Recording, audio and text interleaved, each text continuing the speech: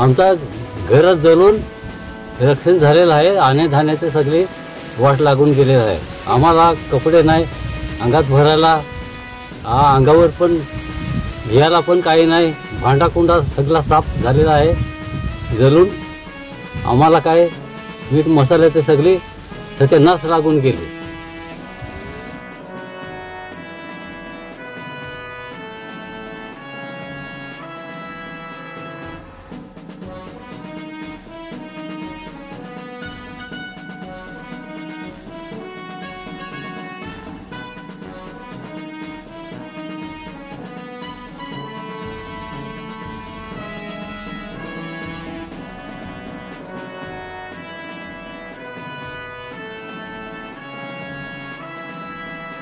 तीन तुकाराम मुकणे, राहणार गारगाव इथे राहतो आणि आमची इथे जवळजवळ 25-30 जणांची आदिवासी कातकरी वाडीमध्ये राहतो। आणि इकडे बाजूला असलेल्या काही वणव्यामुळे अचानक वणवा लागला आणि तिकडून आलेल्या आगीमध्ये आमचे जवळजवळ 8 घरांचे घर जळून राख झालेले आहेत आणि आमचं बहुतेक भांडी कुंडी अन्नधान्य सगळं जळून गेलंय आणि आमचं फार मोठं नुकसान झालंय याच्यात।